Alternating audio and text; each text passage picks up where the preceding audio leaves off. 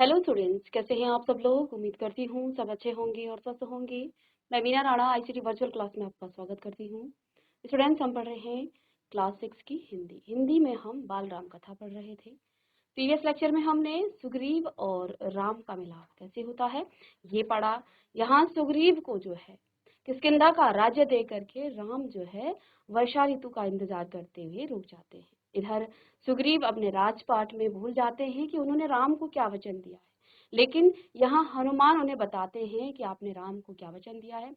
इस पर जो है सुग्रीव ने अपनी सेना को एकत्रित करने की बात की, लेकिन वो फिर से भूल जाते हैं।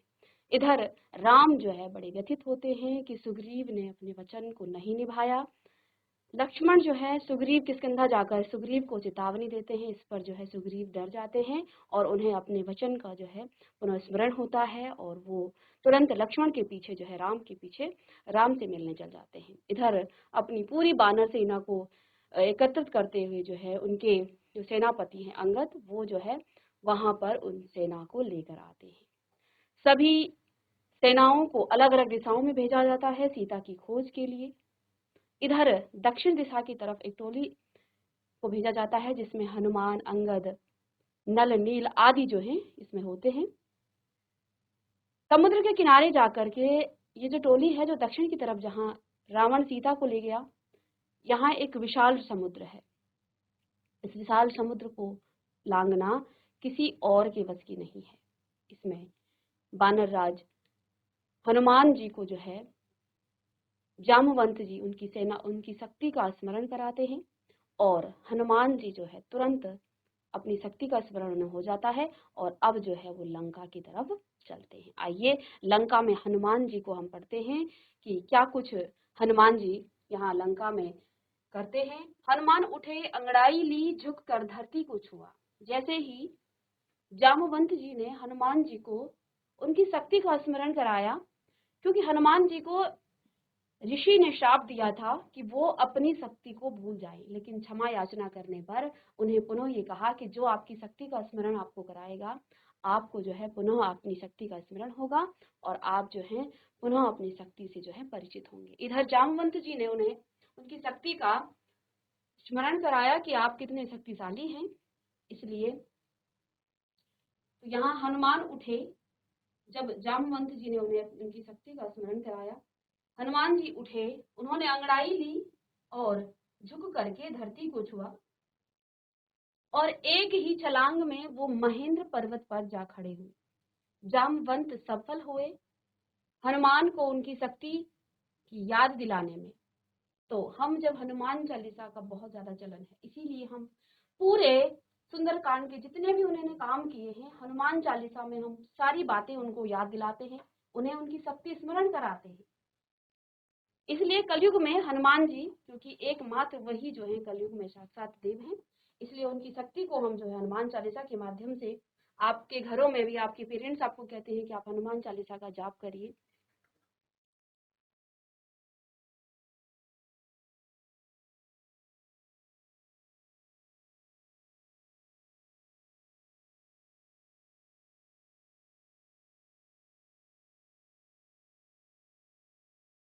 हनुमान को उसकी शक्ति की याद दिलाने में पर्वत शिखर पर खड़े हनुमान ने विराट समुद्र की ओर देखा। इधर हनुमान जी को अपनी शक्ति का स्मरण हुआ, जामवंत जी सफल हुए और वो तुरंत से उस विराट समुद्र की ओर देखा। उन्होंने उनकी आंखों में चुनौती का भाव नहीं था, समर्पण का भाव था। वो चुनौती नहीं दे रहे थे समुद्र को, बल्कि समर्पण कर रहे थे राम के प्रति। समुद्र ये देखकर डर गया, उनकी गरिमा नष्ट होने को थी। हनुमान ने पूर्व दिशा की ओर मुंह करके अपने पिता को प्रणाम किया, पवन देव को हाथ हवा में उठाई और पर्वत पर झुककर उसे हाथ और पैर से कसकर दबाया और छलांग लगा दी। अगले ही पल वह आकाश में थे और समुद्र के ऊपर। तो जैसे ही उन्होंने वहां से छलांग लगाई, अगले ही पल जो है वो आकाश में थी।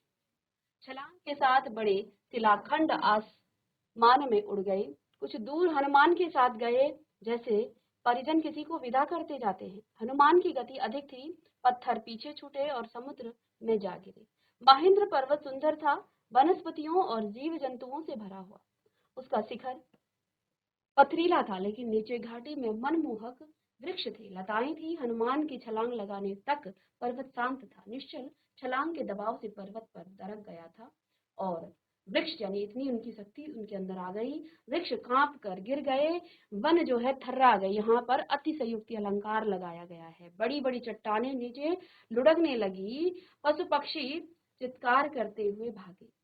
कई स्थानों पर जल स्रोत फूट पड़े, कहीं धुआं उड़ने लगा, चट्टानें दहक उठी, लाल हो गई आग के गोलों की तरह। हनुमान इससे बेखबर थे। हनुमान को कुछ नहीं पता अपनी शक्तियों का कि उनके छलांग लगाने से क्या कुछ हो रहा है। वायु की गति से आगे बढ़ते रहे। मार्ग में उन्होंने दिशा बदली लंका जाने के लिए। उनका शरीर हिला तो बादलों की सी गड़गड़ाहट हुई। वे जहां से निकलते सब कुछ अस्थिर हो जाता। समुद्र में ऊंची लहरें उठने लगती, उनकी परछाई समुद्र में विराट नाव की तरह दिखती, बिना आवाज चलती हुई। समुद्र के अंदर एक पर्वत था जिसका नाम था मैनाक पर्वत। बड़ा सुनहरा था, चमकता हुआ वह जलराशि को चीरता हुआ ऊपर उठा। मैनाक चाहता था कि हनुमान कुछ पल वहीं विश्राम कर ले। अब इस समुद्र में मैनाक नाम का एक पर्वत था जो समुद्र को चीरता हुआ ऊपर आया। वो चाहता था कि इस समुद्र के बीच में, इस विशाल समुद्र के बीच में हनुमान कुछ देर विश्राम करें, लेकिन अब जो है उन्हें लगा कि हनुमान यहाँ विश्राम करेंगे, थक गए होंगे। हनुमान नहीं रुके, उन्हें मैनाक की दीक्षता बाधा लगी, यानी कि उन्होंने मैनाक ने जो चाहा वो चीज उन्हें बाधा लगी कि अभी मैं राम काज में हूँ। वह मैनाक से टकराते हुए निकल गए, हाथ ऊपरी हिस्से पर लगा तो पर्वत शिखर टूट गया, वह कुछ और ऊपर उड़ने लगे। हनुमान के रास्ते में कई बाधाएं आई। राक्षसी सुरसा मिली उनको विराट शरीर में, वह हनुमान को खा जाना चाहती थी। पवन पुत्र ने उसे चकमा दिया, उसके मुख में घुसकर निकल आए। आगे एक और राक्षसी उन टकराई जिसका नाम था सिंहिका, छाया राक्षसी। उसने जल में हनुमान की परछाई पकड़ ली, वह अचानक आसमान में ठहर गए। क्रुद्ध हनुमान ने सिंहिनी को मार डाला और आगे सिंहिका आगे बढ़े। अब गंतव्य दूर नहीं था, यानी जहां वो जाना चाहते थे वहां दूर नहीं था। दूर क्षितिज पर लंका दिखाई पड़ने लगी थी, रावण की राजधानी सोने की लंका। आकाश में उड़ते हुए कंगूरे उसकी प्राचीर लंका जगमगा रही थी। इधर अब हनुमान जी जो है अपने इस समुद्र को पार करते हुए लंका नगरी की तरफ बढ़े। सामने उनका लक्ष्य था। हनुमान समुद्र के किनारे उतर गए। अब वह लंका को और निकट से देख पा रहे थे, यानी कि बिल्कुल लंका के नजदीक पहुंच गए थे। हनुमान को थकान रंच मात्र नहीं थी। इतनी लंबी यात्रा का उन पर कोई प्रभाव नहीं था। चिंता थी कि सीता को कैसे ढूंढेंगे, कैसे पहचानेंगे। लंका नगरी को ठीक से देखने के लिए हनुमान एक पहाड़ी पर चढ़ गए। दृष्टि दौड़ाई, चारों ओर वृक्ष, सुवासित उद्यान, भव्य भवन, हवा में लहराती संगीत धाराएं। वे चकित थे कि राक्षस नगरी भी इतनी सुंदरता में इतनी सुंदरता। तो जब उन्होंने लंका की सुंदरता देखी तो वो बड़े जो है चकित हुए कि एक राक्षस की नगरी भी ऐसी हो सकती है। उन्होंने ऐसा नगर पहले कभी नहीं देखा था। वह उस नगर का एक एक विवरण आंखों में भर लेना चाहते थे ताकि बाद में वह सीता की खोज में काम आए। दिन के समय लंका में प्रवेश करना हनुमान को उचित नहीं लगा। उन्होंने प्रतीक्षा की। समुद्र तट पर ही शाम ढलने पर नगरी में प्रवेश किया। उनके सामने पहला प्रश्न सीता का पता लगाना था। उस विराट नगर में यह काम आसान नहीं था। वृक्षों डालियों से कूदते और फांदते वह नगर के मध्य में पहुंचे। राजमहल वही था। उनका अनुमान था कि सीता महल में ही होगी। रावण ने उन्हें छिपाकर रखा होगा। किसी कोने में महल में पहरेदार थे, अस्त्र शस्त्र लिए हुए। उनकी आंख बचाकर वह चुपचाप अंदर गई। तो यहाँ हनुमान चाहते तो पूरी लंका को उसी समय भस्म कर सकते थे, लेकिन वो राम के दूत बनकर गए थे। और जब कोई सेवक जो है सेवा भाव से जाता है तो वो अपने स्वामी को ही जो है, क्योंकि यहाँ वो राम काज और राम का काज सिर्फ सीता का पता लगाना था। उन्होंने यहाँ किसी को जो है पर प्रहार नहीं किया। वह चुपचाप अंदर आ गए। राजमहल विराट था, वैभवपूर्ण था। वे बचते बचाते महल में घूमने लगे, भटकते रहे। रात का समय था, अधिकतर राक्षस सो रहे थे। उन्होंने निकट जाकर एक एक चेहरा देखा। सीता जैसी कोई स्त्री उन्हें नहीं दिखाई पड़ी। वे रावण के कक्ष में गए। वहां रावण था, उसकी पत्नी मंदोदरी थी, सीता नहीं थी। न जाने सीता को कहाँ छिपा रखा है। सोचते हुए हनुमान अंतःपुर से बाहर निकल आए। एक एक करके उन्होंने राक्षसों के सारे घर छान मारे, पशुशालाएं भी देख ली। सीता का कहीं पता न था। सीता के लंका में होने की सूचना पर उन्हें संदेह होने लगा। अब उन्होंने प्रत्येक राक्षसी का घर ढूंढ लिया, लेकिन उन्हें सीता जैसी नारी वहां कोई नहीं देखी, क्योंकि सारे राक्षस ही थे, राक्षसियां थी। पर वह दुखी हो गए। अब वो सोचने लग गए कि कहीं ये खबर जो है गलत तो नहीं है कि सीता को जो है लंका में रावण ले गया किसी गुप्त स्थान पर, तो सीता को कहीं छिपा दिया है। तो रावण ने अब क्या सोच रहे हैं कि कहीं ये खबर गलत तो नहीं है। ये सोचकर वो दुखी हो गए। सोचने लग गए कि रावण ने अवश्य ही सीता को कहीं छिपा दिया है किसी गुप्त स्थान पर। मैं उन्हें ढूंढ निकालूंगा, उनसे मिले बिना नहीं लौटूंगा। उन्होंने तय कर लिया। अंतःपुर से बाहर हनुमान ने रावण का रथ देखा, स्वर्ण रथ, रत्नों से सजा हुआ। वे चकित रह गए। तभी उनका ध्यान अंतःपुर से लगी वाटिका की ओर गया। वहां अशोक के ऊंचे ऊंचे वृक्ष थे, आकाश छूने को आतुर। ये वृक्ष जो हैं आसमान को छूने मानो, इतने ऊंचे वो वृक्ष थे। यही अशोक वाटिका थी। दीवार लांघ कर वे वहां पहुंचे। लंका में यही एक स्थान बचा था जो उन्होंने देखा नहीं था। उन्हें लगा सीता वाटिका में ही हो सकती है। रावण ने उन्हें इतनी खुली जगह नहीं हो सकती है, रावण ने उन्हें इतनी खुली जगह पे क्यों रखेगा। तो अब जो है हनुमान को लगा कि शायद सीता यहाँ नहीं होगी। रावण भला ऐसे खुले स्थान में, इतना बड़ा भवन होने के बावजूद इस खुली वाटिका में सीता उन्हें यहाँ इस खुले में क्यों रखेंगे। हनुमान में निराशा घर करती जा रही थी, यानी वो जो है निराश होते जा रहे थे। उन्हें भी बिल्कुल भी आइडिया नहीं था कि इसी वाटिका में सीता हो सकती है। वह एक वृक्ष पर चढ़कर बैठ गए। दिन चढ़ गया था और ऐसे में नीचे उतरना उन्हें उचित नहीं लगा। पेड़ घना था, वे उनके पत्तों में छिप गए। तो इधर जो है इस वाटिका में पेड़ बड़े घने घने थे, वो जो है एक सूक्ष्म रूप रख करके उन पत्तों में छिप गए। उन्हें वहां से सब दिख रहा था, लेकिन उन्हें कोई नहीं देख सकता था। रात हो आई। अचानक वाटिका के एक कोने से उन्हें अट्टहास सुनाई पड़ा। वे राक्षसियां थी। हनुमान उधर ही देखने लगे। एक वृक्ष के नीचे राक्षसियों का झुंड था। वे किसी बात पर ठहाके लगा रही थी। हनुमान को लगा कि वे सीता पर हंस रही है। वहां पेड़ से चिपक कर नीचे की डाली पर आए। ध्यान से देखा, राक्षसियों के बीच में एक स्त्री बैठी है। चेहरा मुरझाया हुआ, उदास, दयनीय, दुर्बल, शोकग्रस्त। यही माँ सीता है, उन्होंने मन में सोचा। उन्हें अब कोई संदेह नहीं था, राक्षसियां वही थी, हट नहीं रही थी। हनुमान उतावले थे, पर नीचे उतरने में डर था, स्वयं उनके लिए, सीता के लिए भी। तभी उन्होंने रावण को आते देखा, राजसी ठाट बाट के साथ। तो इस समय जब राक्षसियों के बीच में घिरी हुई सीता बैठी हुई, उदास चेहरा लिए, और राक्षसियां हंस रही हैं, तभी जो है अब उन्हें देख करके, उनकी वेशभूषा देख करके हनुमान को समझ में आ गया यही माँ सीता है। और इधर तभी जो है राजसी ठाट बाट में रावण आता है दासियों सहित। हनुमान सीता से भेंट किए बिना लौटना नहीं चाहते थे। ऐसे लौटा तो राम को क्या बताऊंगा। उन्होंने सोचा नीचे उतरने का अवसर ही नहीं मिल रहा था, तो उन्होंने सोचा कि मैं कैसे मिलूं। इधर वो राक्षसियां सीता को नहीं छोड़ रही थे, उधर जो है रावण भी आ चुका था। वे डाल से चिपक गए, सांस रोक कर रावण के लौटने की प्रतीक्षा में। रावण ने सीता को बहलाया, फुसलाया, लालच दिया। सीता नहीं डिगी, वह डर से कांप रही थी, पर उन्होंने रावण की एक न सुनी, तिरस्कार किया। रावण ने कहा, तुम्हें डरने की आवश्यकता नहीं है सुमुखी, मैं तुम्हें स्पर्श नहीं करूंगा जब तक तुम स्वयं ऐसा नहीं चाहोगी। मैं तुम्हें अपनी रानी बनाना चाहता हूँ। मेरी बात मान लो और सुख भोग करो, अन्यथा मैं तुम्हें तलवार से काट डालूंगा। तो इधर जो है एक तरफ रावण उन्हें ललचा रहा है और दूसरी तरफ उन्हें डरा भी रहा है। सोच लो, तुम्हारे पास अब केवल 2 महीने बचे हैं।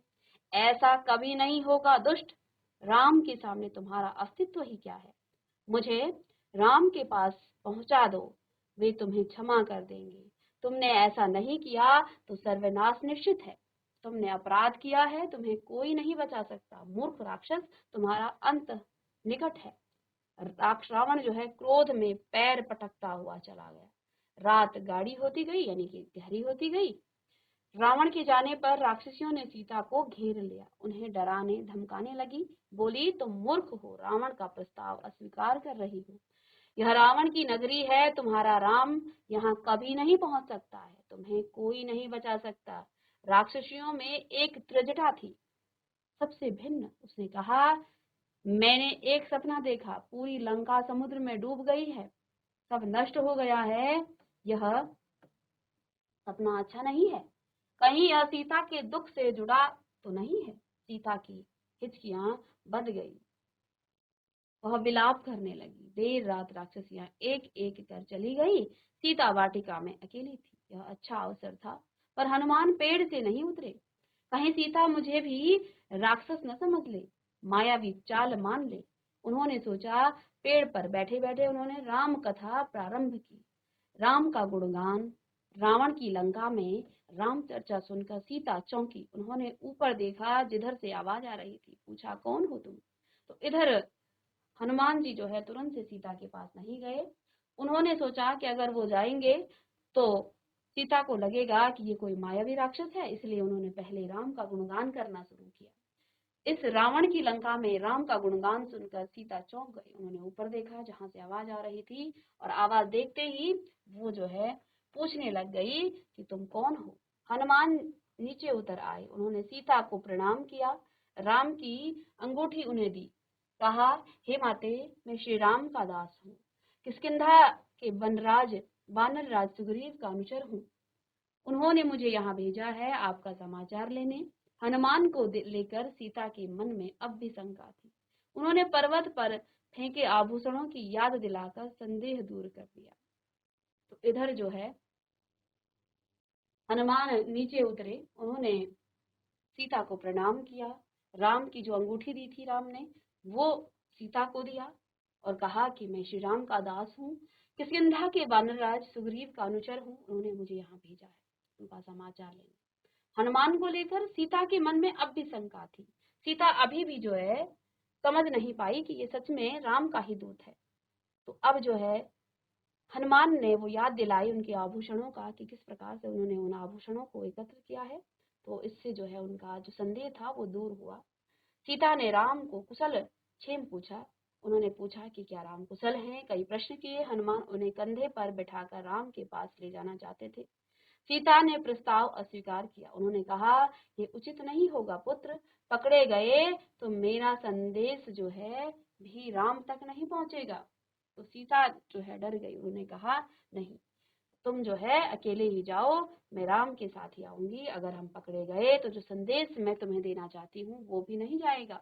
हनुमान ने सीता से विदा ली। वह पूरी सूचना तत्काल राम तक पहुंचाना चाहते थे। चलते समय सीता ने अपना एक आभूषण उन्हें दिया। अब जब हनुमान वहां से गए, राम ने अपनी अंगूठी दी थी, तो सीता ने भी एक अपना आभूषण हनुमान को दिया और उनकी आंखें नम थी। हनुमान ने कहा, निराश न हो माते, माते श्री राम 2 माह में यहाँ अवश्य पहुंच जाएंगे। तो यहाँ रावण ने कहा था कि अगर 2 महीने में तुम मुझे स्वीकार कर लो, नहीं तो मैं बलपूर्वक तुम्हारा जो है वध कर दूंगा। इसलिए ये बात हनुमान सुन चुके थे। ठीक है।